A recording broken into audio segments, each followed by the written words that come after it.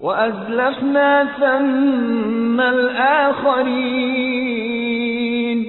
We also brought the other party close to the same spot. وأنجينا موسى ومن معه أجمعين.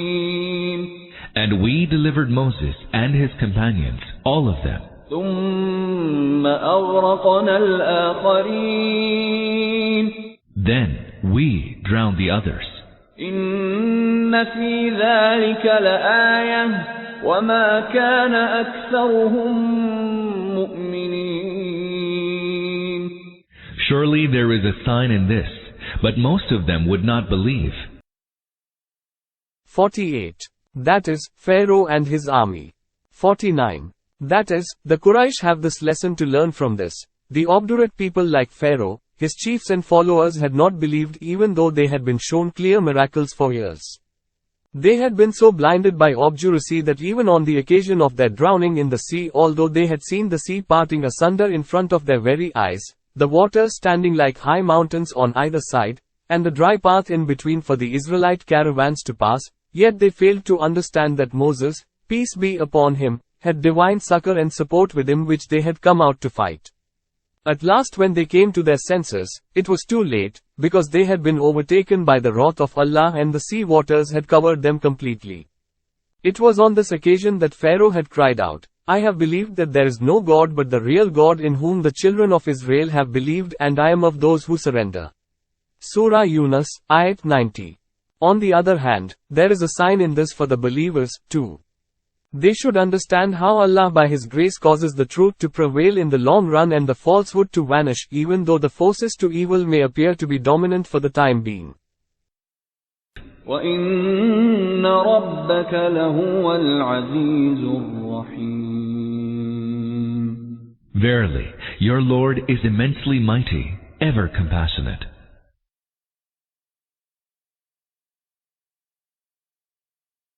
وَاتْلُ عَلَيْهِمْ نَبَأَ إِبْرَاهِيمَ. And recount to them the story of Abraham, peace be upon him. 50. This part of the life history of Prophet Abraham, peace be upon him, relates to the time when after his appointment to prophethood, a conflict had started between him and his people on the questions of shirk and tawheed. In this connection, the reader should also see Surah Al-Baqarah, Ayats 258 to 260, Surah Al-An'am, Ayats 75 to 83, Surah Maryam, Ayats 41 to 50, Surah Al-Anbiya, Ayats 51 to 70, Surah As-Saft, Ayats 83 to 113, and Surah Al-Mumtahana, Ayats 4 to 5. The Quran has specially repeated this part of Prophet Abraham's life story over and over again because the Arabs in general and the Quraysh in particular regarded themselves as his followers and professed his way and creed. Besides them, the Christians and the Jews also claimed that Abraham was their religious leader and guide. That is why the Quran admonishes them over and over again that the creed brought by Abraham was Islam itself, which is now being presented by the Prophet Muhammad, peace be upon him, and which they are opposing tooth and nail. Prophet Abraham, peace be upon him, was not a mushrik, but an antagonist against shirk, and for the same reason he had to leave his home and country and live as a migrant in Syria, Palestine and Hejaz. Thus he was neither a Jew nor a Christian, because Judaism and Christianity appeared centuries after him. This historical argument could neither be refuted by the mushriks, nor by the Jews or the Christians, because the mushriks themselves admitted that idol worship in Arabia had started several centuries after Prophet Abraham, peace be upon him, and the Jews and the Christians also could not deny that Prophet Abraham, peace be upon him, had lived long before the beginning of Judaism and Christianity. This obviously meant that the special beliefs and customs which those people thought formed the basis of their religion, were not part of the original religion taught by Prophet Abraham, peace be upon him. True religion was the one which had no tinge of those impurities, but was based on those worship and obedience of one Allah alone. That is why the Quran says, Abraham was neither a Jew nor a Christian, but he was a Muslim, sound in the faith, and he was not of those who set up partners with Allah. Surely only those people who follow Abraham are entitled to claim a relationship with him. Now this Prophet and the believers are better entitled to this relationship. Surah Al-An'am, ayats 67-68. إذ قال لأبيه وقومه ما تعبدون When he asked his father and his people, "What do you worship?"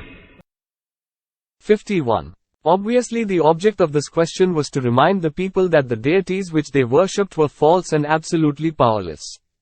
In Surah Al-Anbiya the same question has been posed thus: what are these images to which you are so devoted? Verse 52. قالوا نعبد أصناما فنظل لها عاكفين They answered, "There are some idols that we worship and are devoted to them with constancy." 52. Though everybody knew that they worshipped idols, their answer implied that they were firm in faith and their hearts were satisfied with it, as if to say, we also know that these are idols of stone and wood, which we worship, but our faith demands that we should serve and worship them devotedly. قال هل يسمعونكم إذ تدعون He asked, "Do they hear you when you call them? أو ينفعونكم أو يضرون Or do they cause you any benefit or harm?" قالوا بل وجدنا آباءنا كذلك يفعلون They answered, "No, but we found our forefathers doing so." 53. That is, we do not worship and serve them because they hear our prayers and supplications, or that they can harm and benefit us, but because we have seen our elders worshipping and serving them. Thus, they themselves admitted that the only reason of their worshipping the idols was the blind imitation of their forefathers.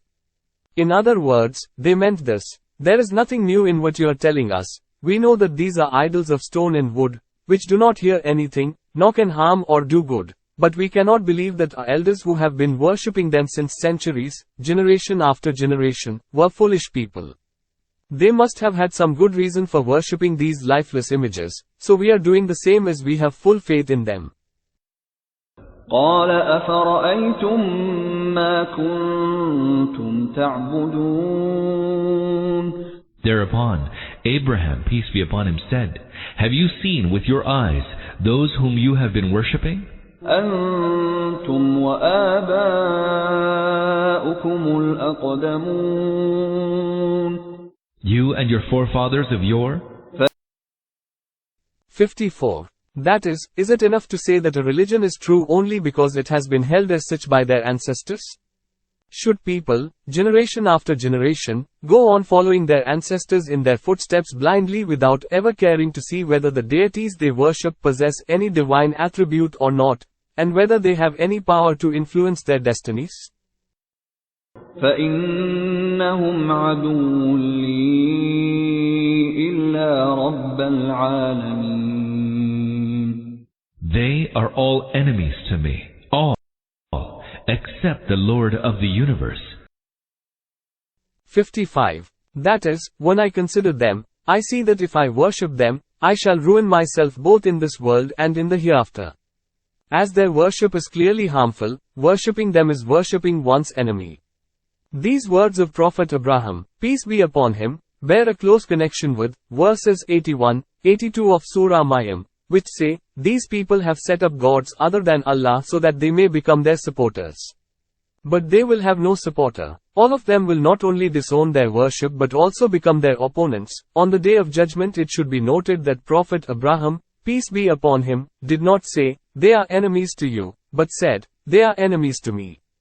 In the first case, there was every chance that the people would have felt offended and provoked, because it would have been difficult for them to understand how their own gods could be their enemies. As a matter of fact, Prophet Abraham, peace be upon him, appealed to the natural feeling of man that he is his own well-wisher and cannot wish ill of himself deliberately. This would inevitably have led the addressees to think whether what they were doing was really for their good and was in no way harmful. 56. That is, of all the deities who are being worshipped in the world, there is only one Allah alone, Lord of the universe, in whose worship I find any good for myself, and whose worship is the worship of one's own cherisher and supporter, and not of one's enemy. Then Prophet Abraham, peace be upon him, briefly gives the arguments, which nobody could refute, as to why Allah alone is worthy of man's worship, and indirectly suggests that his addressees, the idol worshippers, had no rational basis for worshipping deities other than Allah except in blind imitation of their forefathers. الذي خلقني فهو يهدين. Who created me, and who guides me. 57. This is the first reason for which Allah, and one Allah alone, is worthy of man's worship. The people also knew and believed that Allah alone was their creator without any partner. Not only they but all the polytheists of the world also have always held the belief that even the deities they worshipped were the creation of Allah, and except for the atheists none have ever denied that Allah is the creator of the whole universe. This argument of Prophet Abraham, peace be upon him, implied that being a creature, he could only worship his creator, who was alone worthy of his worship, and none else, because none besides Allah had any share in his creation. والذي هو يطعمني ويسقين. Who gives me food and drink. وإذا مرضت فهو يشفين. وإذا مرضت فهو يشفين. And who, when I am ill, heals me. 58. The second reason for worshipping Allah and Allah alone is that Allah has not become unconcerned with man after creating him and has not left him alone to seek other supporters for help, but has also taken the responsibility of making arrangements for his guidance, protection and fulfillment of his needs. The moment a human child is born, milk is produced for it in the breasts of his mother, and some unseen power teaches it the way to suck it and take it down the throat. From the first day of his life till his death, the Creator has provided in the world around him all necessary means required for every stage of his life for his development and guidance, sustenance and survival. He has also endowed him with all those powers and abilities which are needed to use the means with advantage and given him all necessary guidance for every sphere of life. Then for the protection of human life against all sorts of disease, germs and poisons, he has created such effective antidotes that they have not yet been fully encompassed by human knowledge. If these natural arrangements had not been made, even a thorn prick would have proved fatal. When this all-pervading mercy and providence of the Creator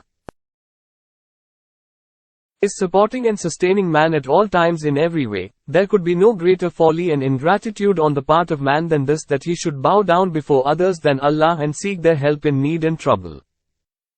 والذي يميتني ثم يحيين. Who will cause me to die, and then will again restore me to life. والذي أطمع أن يغفر لي خطيئتي يوم الدين. Who I hope will forgive me my sins on the day of judgment. 59. The third reason for worshipping none but Allah is that man's relation with his God is not merely confined to this worldly life, which will end at death, but extends to life after death also. The same God who brought him into existence, recalls him, and there is no power which can stop his return from the world. No remedy, no physician, no god or goddess has ever been able to catch the hand which takes man out of this world. Even all those men who were made deities and worshipped could not ward off their own deaths. Only Allah judges and decides when a particular person is to be recalled from the world, and whenever somebody is recalled by him, he has to leave this world in any case. Then it is Allah alone who will decide as to when he should raise back to life all those people who were born in this world and died and buried here, and ask them to account for their worldly lives. Then also nobody will have the power to stop resurrection of himself or others. Every human being will have to rise at the command of Allah and appear in his court.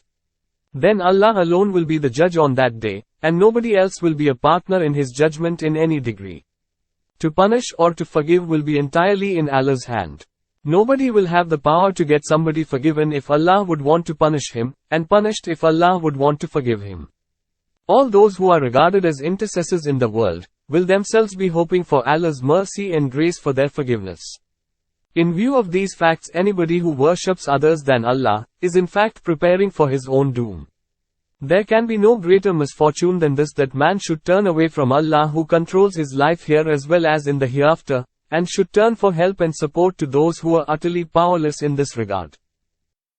رب هب لي حكما وألحقني بالصالحين. And then Abraham, peace be upon him, prayed, My Lord, endow me with knowledge and wisdom, and join me with the righteous. 60. Hukm here does not mean prophethood, because at the time this prayer was made, Prophet Abraham, peace be upon him, had already been appointed a prophet. Even if this prayer was made before that, prophethood is not bestowed at request, but it is something which Allah Himself bestows on those He wills. That is why Hukm has been translated wisdom, knowledge, right understanding and power of judgment. The Prophet, peace be upon him, is also reported to have made a similar prayer. Arin al-Ashya kama haya, O Allah, give us the power to see and understand a thing as it really is and to form an opinion about it according to its reality. 61. Join me with the righteous, give me a righteous society to live here in this world and raise me along with the righteous in the hereafter. To be raised back to life with the righteous and to attain one's salvation have one and the same meaning. Therefore, this should be the prayer of every person who believes in the life after death and in reward and punishment. Even in this world a pious man cherishes the desire that God should save him from living a life in an immoral and wicked society and should join him with the righteous people. A pious and righteous person will remain ill at ease and restless until either his own society should become clean and pure morally, or he leaves it to join another society which is practicing and following the principles of truth and honesty. وَاجْعَلْ لِي لِسَانَ صِدْقٍ فِي الْآخِرِينَ. And grant me an honorable reputation among posterity. 62. That is, grant me true renown among posterity. Grant me the grace that posterity should remember me as a good and pious man after my death and not as one of the unjust people, who were not only wicked themselves, but who left nothing but wickedness behind them in the world. Enable me to perform such high deeds that my life should become a source of light for others for all times to come, and I should be counted among the benefactors of humanity. This is not a prayer for worldly greatness and renown, but for true greatness and renown, which can be achieved only as a result of solid and valuable services. A person's achieving such true renown and glory has two good aspects. 1. The people of the world get a good example to follow, as against bad examples, which inspires them with piety and encourages them to follow the right way, and 2. The righteous person will not only get the rewards of works done by posterity who were guided aright by the good example left and set by him, but in addition to his own good works, he will have the evidence of the millions. People, generation after generation, till the day of resurrection. 63. Some commentators have interpreted this prayer of Prophet وَاجْعَلْنِي مِنْ وَرَثَةِ جَنَّةِ النَّعِيمِ. And make me of those who will inherit the garden of bliss. وَاغْفِرْ لِأَبِي إِنَّهُ كَانَ مِنَ الضَّالِّينَ.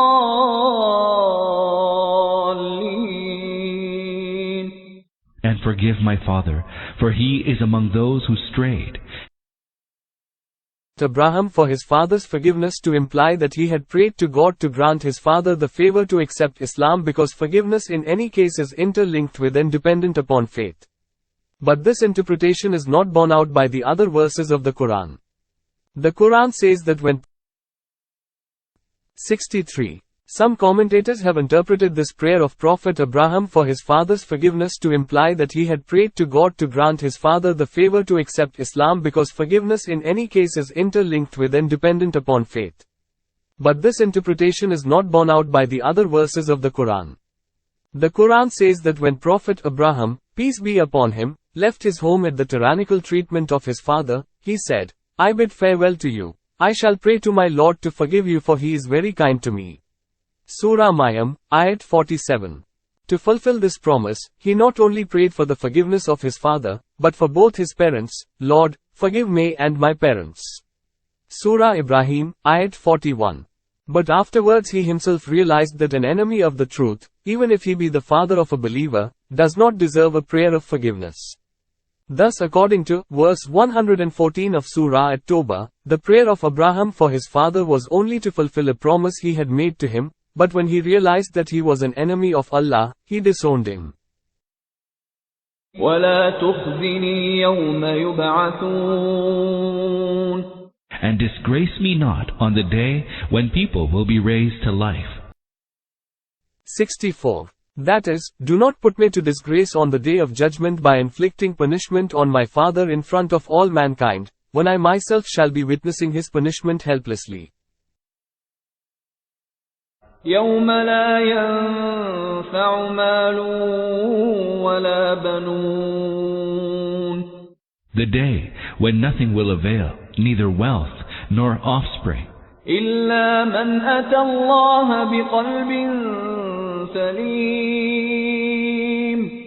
but only he that brings to Allah a sound heart will attain to success. 65. It cannot be said with certainty whether verses 88, 89 are a part of Prophet Abraham's, peace be upon him, prayer, or they are an addition by Allah. In the first case, they will mean that Prophet Abraham, peace be upon him, while praying for his father had a full realization of these facts. In the second case, they will be a comment by Allah on Abraham's, peace be upon him, prayer, as if to say, on the day of judgment, only a sound heart, sound in faith and free from disobedience and sin, will be of any avail to man and not wealth and children, for wealth and children can be useful only if one possesses a sound heart. Wealth will be useful if one would have spent it sincerely and faithfully for the sake of Allah, otherwise even a millionaire will be a poor man there.